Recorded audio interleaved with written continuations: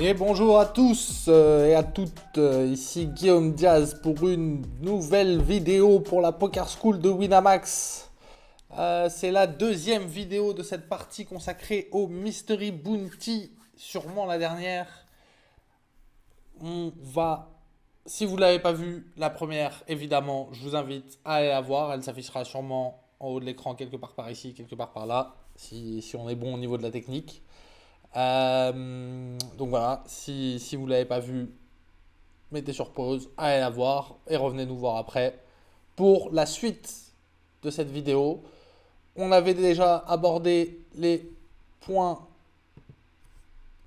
1 et 2, évidemment. On avait déterminé comment calculer la valeur d'un KO juste après la bulle, en euros et en jetons. On avait tressé un peu les idées générales avant de se lancer dans notre premier exemple avec ce As-9 off qu'on avait finalement décidé de folder, mais on pouvait voir une différence assez grande d'équité nécessaire pour payer dans ce spot. Et donc on va continuer avec notre deuxième exemple pour que vous puissiez un peu vous habituer, vous familiariser avec cette mécanique. Donc nous sommes toujours sur le même tournoi à 20 euros. Nous sommes encore 121, je suis en 23e position, la moyenne est à 400 000 jetons. Que dire d'autre? Nous étions 239 payés. Voici les primes qui ont été distribuées pour l'instant. Donc la plus grosse prime est tombée. Il y a déjà une prime à 700 euros qui est tombée. Il y a déjà 7 primes à 300 euros qui sont tombées. Et pas mal de 10 euros évidemment.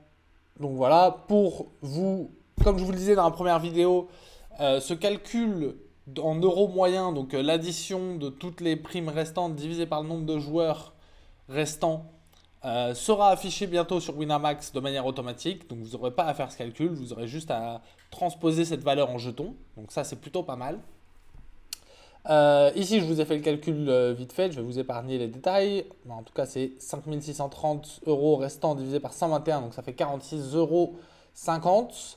Et donc en jetons, ça nous donne une valeur supérieure à celle qu'on avait au début. Donc là, on avait vu via ce calcul que la valeur en jetons était de 44 000 jetons juste après la bulle, quand tous les KO sont encore disponibles.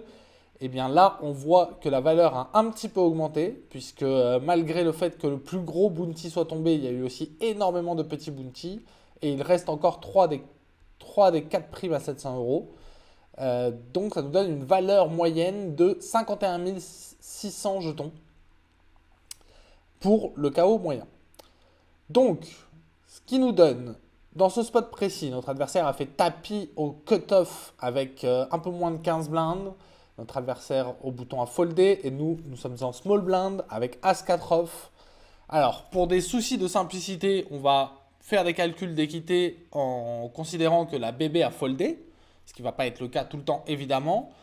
Un point qui est intéressant ici, c'est que la BB a seulement 11 blindes et que j'ai l'impression que de toute manière, toute la range qui veut partir à tapis contre le cutoff sera OK pour partir à tapis contre la BB puisqu'elle a un stack inférieur au cutoff et en plus elle va rajouter un bounty supplémentaire si jamais elle paye. Donc même avec des mains qui se jouent très mal dans un pot 3-way all-in, puisque ça arrivera une partie faible du temps et qu'en plus notre adversaire a un stack réduit, je pense que ça n'influera pas trop notre décision. Donc, l'équité nécessaire, si on n'était pas sur un KO, ce serait de 45,5%. Donc ce calcul, vous commencez à avoir l'habitude. On a fait 168 000 jetons à rajouter, à payer ici, divisé par 168 000 plus 200 000 qu'il y a déjà au milieu, et ça nous fait 45. Il nous faut un petit multiplié par 100 aussi, mais ça nous fait 45,6%. Donc ici, avec le KO, l'équité nécessaire, en sachant que le KO vaut 51 000 jetons, ça va être de 40%. On a rajouté 51 000 au montant du pot total qui était de 368 000, ça nous donne 420 000. Et donc, ça nous réduit encore une fois de quasi 5% l'équité nécessaire pour devoir payer, comme ici dans l'exemple d'avant. Donc, je lui ai mis à notre ami au cutoff une range qui contient paire de 9, paire de 2, parce que je pense que paire de 10, paire de valet, paire de dame, paire de roi, paire d'as, il va simplement relancer et pas faire tapis. Je lui ai mis as de suité plus. On aurait pu exclure as roi suité, as dame suité, mais on va l'inclure quand même. Roi 9 suité plus, dame 9 suité plus, valet 10 suité plus, as 4 off plus et roi valet off plus. C'est une range plutôt correcte, un poil large peut-être, mais disons que sur ce tournoi, ça va être proche de la réalité. Et donc on voit ici que notre équité face à cette range est de 40,3%. Donc, encore une fois, comme je le disais dans le premier exemple, tous ces calculs ne prennent pas en considération l'ICM et ne prennent pas en compte le future game, qui vont beaucoup plus complexifier le calcul et la prise de décision. En tout cas, ici, ce qu'il faut retenir, c'est que un spot qui était clairement EV-, puisqu'on perdait 5% par rapport à l'équité nécessaire pour payer, on avait 5% de moins avec notre main que l'équité qu'on aurait dû avoir dans un freeze-out. Ici, avec la valeur du chaos, qui, encore une fois, est impactée par le fait que une bonne partie des grosses primes ne soit pas encore sortie et que donc sa valeur est montée légèrement par rapport à après la bulle, et que l'average n'a pas encore trop descendu, et bien ici, on se retrouve avec un spot qui est très close, voire qui peut être considéré comme EV+, euh, tout simplement grâce au chaos. Donc voilà pour cet exemple. Je pense qu'on a fait le tour. Pour notre troisième exemple, on a un spot un petit peu différent, puisqu'ici on ne va pas réfléchir à est-ce qu'on doit faire tapis ou pas, mais on va réfléchir tout simplement à notre action depuis le bouton. Donc nous sommes 81 left, on va refaire le même calcul que d'habitude, c'est le même tournoi. On est 81 left pour 239 payés encore une fois. Les bounty restants, donc vous pouvez le voir, il y a une autre prime à 700 € qui est sortie. Et sinon, il y a eu pas mal de petites primes qui sont sorties. Il reste toujours une prime à 300 €. Donc, on va avoir un KO moyen qui est de 49 € maintenant. Donc, il a légèrement augmenté. Vous voyez, on est passé de 40 € juste après la bulle à 46 dans notre deuxième exemple où on était 121 left et 49 dans notre troisième exemple où on est 81 left. Encore une fois, ça ne va pas être toujours comme ça, c'est juste par rapport à la sortie des KO, des KO qui ont été déjà distribués. Donc, pour notre value en jetons, ça va nous donner 54 700 jetons, donc un petit peu plus que tout à l'heure.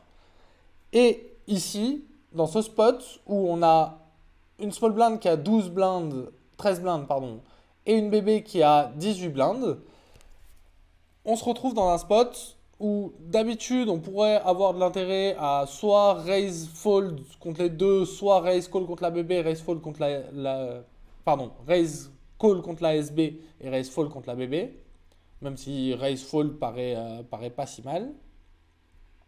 Ici, avec les 54 000 jetons ajoutés en plus dans le cas où notre adversaire va nous payer si on part à tapis, il devient plus évident et le spot de jam devient bien plus profitable grâce à la valeur de ce KO. Donc ici, on passe d'un spot où on va soit raise fold contre un des deux joueurs, soit raise fold contre les deux joueurs, à un spot où on va préférer faire tapis, car dans le cas où nos adversaires partent à tapis contre nous, certes on aura une équité assez faible, mais on va jouer pour le KO qui représente quand même une part importante de leur stack. On peut voir que c'est quand même 20% du stack de Recruit et 15% du stack de DTC. Donc ça nous montre à quel point la valeur du KO va influer sur nos décisions. Et peut-être que ici, si toutes les primes à 700 € étaient sorties et toutes les primes à 300 € étaient sorties, et que le KO moyen avait une valeur de, je dis n'importe quoi, mais 30 € et peut-être 30 000 jetons, alors dans ces cas-là, on aurait peut-être eu une décision différente, ou en tout cas notre range qui va partir à tapis aurait été différente.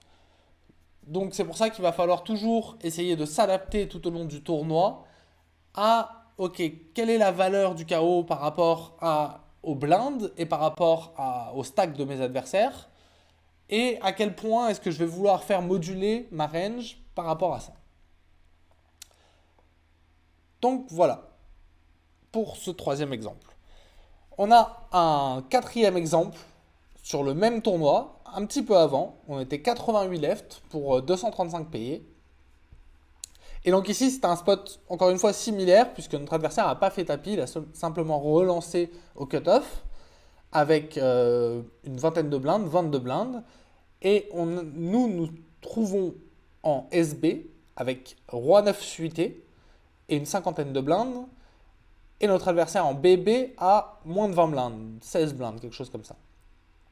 Donc ici déjà, de base, on est dans un spot qui est proche d'être un spot de jam sur un freeze-out, voire même peut être considéré comme un jam assez clair sur un freeze-out, selon la range d'open de notre adversaire. Mais ici, avec la valeur du KO, encore une fois, on reprend notre petit calcul, il y a 44 044 € restants à distribuer, à 88 joueurs, donc ça nous donne un KO moyen de 45 €. Ça nous donne en jetons 51 000 jetons de valeur. Et donc encore une fois, ici, on voit que c'est une part non négligeable du stack de notre adversaire.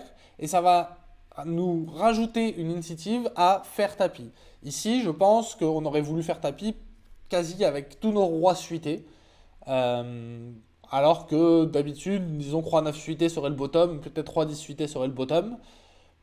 Ici, je pense qu'avec la valeur du KO, on peut vraiment abuser de ce spot et risk-steal énormément plus de mains. Soit on prend le pot et on est content, soit on part à tapis contre notre adversaire. Certes, on aura une équité pas incroyable, on va tourner autour de 35-40%. En revanche, on va jouer pour le KO de notre adversaire et ça aura une valeur, ou en tout cas là, dans ce cas précis, ça a une valeur importante puisque le KO, comme je l'ai dit, vaut 51 000 jetons et notre adversaire a 330 000 jetons. Donc ça reste une part significative de son stack. Voilà pour cet exemple. Dernier exemple, dernier point que je voulais aborder, c'est la valeur proche d'ETF et encore plus sur un tournoi qui a un field assez conséquent. Sur un field assez conséquent, comme je vous l'ai dit dans la première vidéo, on va avoir un nombre de buy-in à gagner en haut, sur les premières places, qui sera très très important. Donc la valeur de ce price pool là, comparé à la valeur du price pool des KO, sera ridicule. Donc c'est là où la puissance de l'ICM va être bien supérieure à la puissance des KO et à l'importance des KO. Et c'est là où on va se retrouver à un jeu qui va être très très proche d'un tournoi freeze-out. Je vous ai pris l'exemple de ce Mystery KO qui est encore en cours à l'heure où j'enregistre cette vidéo. C'était un tournoi à 250 €. Il y avait 1987 joueurs. Ils sont plus que 35, comme vous pouvez le voir. Le tournoi est encore en cours, comme je le disais. On voit que les plus grosses primes sont déjà sorties. Mais c'est pas forcément ça qui va avoir de l'importance, même si évidemment ça en a. Et évidemment ça aurait changé le calcul si jamais c'était pas le cas. Mais en tout cas, ce que ça va nous permettre de voir, c'est que la valeur en jetons, ici elle est de 32 000 jetons, car les grosses primes sont sorties. Donc on est passé de 44 000 jetons après la bulle à maintenant 32 000 jetons, alors que la moyenne est passée de 180 000 à maintenant 1,1 million. Et que, évidemment, les paliers commencent à être très importants, et donc le risque premium lié à l'ICM augmente au fur et à mesure. Si vous n'êtes pas familier avec ce concept de risque premium, je vous conseille d'aller voir les anciennes vidéos qui ont été faites sur l'ICM. Comme je le disais dans la première vidéo, c'est une partie très importante de tout ce qu'on est en train de voir, du late game évidemment et de tout ça. Mais c'est une partie qu'on ne va pas traiter dans cette vidéo parce que c'est une partie qui est beaucoup trop longue et qui a été déjà traitée bien mieux par mes collègues. Donc, ici, ce qu'on peut voir, c'est que la value du KO moyen est de 365 €, donc 32 000 jetons. Donc ici, avec une moyenne à 1,1 million, même et avec des blindes à 10-20, il me semble, même quand un adversaire va partir à tapis, disons pour 20 blindes, la value en KO la value du KO par rapport à son tapis va être ridicule. Donc, on va, et surtout, encore une fois, je le répète, le risque premium lié à l'ICM va être très important. Donc, c'est ça qui va pencher la balance beaucoup plus du côté de l'ICM que du côté des KO. Donc, on va, si je devais vous donner une stratégie simple pour les late game dans ces tournois-là, dans les tournois Mystery KO, c'est jouer-le comme un freeze out. Oubliez le KO et jouez-le comme un freeze out. À part dans les cas où il restera que des grosses primes, ce sera très proche de la réalité, ou en tout cas les écarts d'équité seront tellement minimes que l'impact de l'ICM sera bien plus important et changera bien plus vos décisions, vos ranges et la manière dont vous allez devoir aborder le tournoi plutôt que le KO.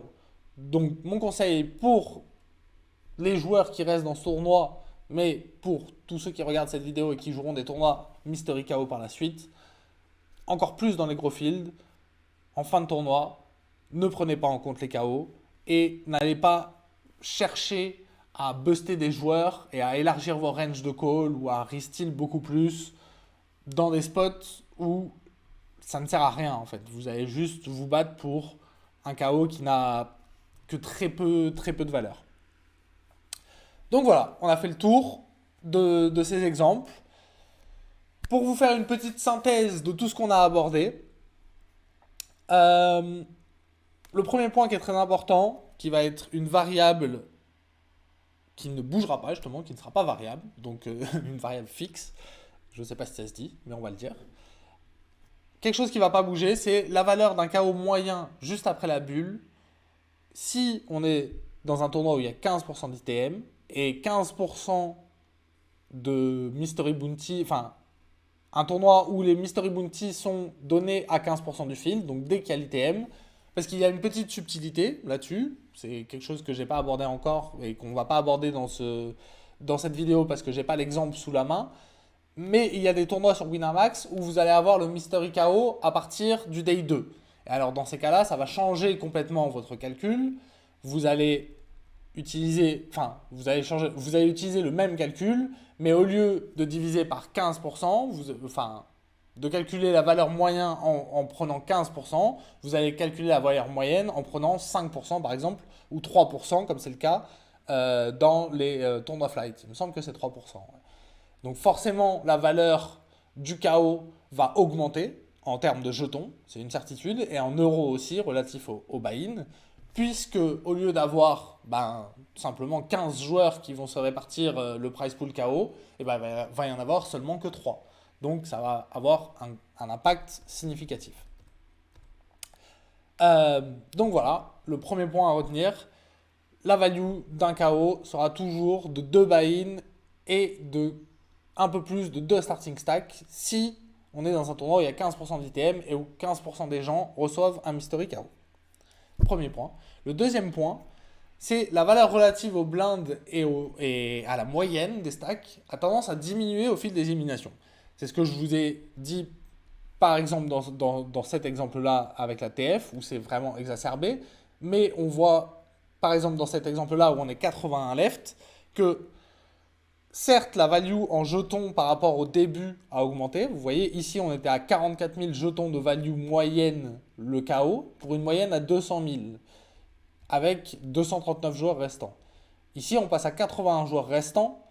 La value du KO en jetons a augmenté, certes, mais la value des tapis moyens a beaucoup plus augmenté. Donc, l'importance du KO en général quand on va partir à tapis va être un peu plus faible qu'au début. Donc ça, c'est un point très important à prendre en compte.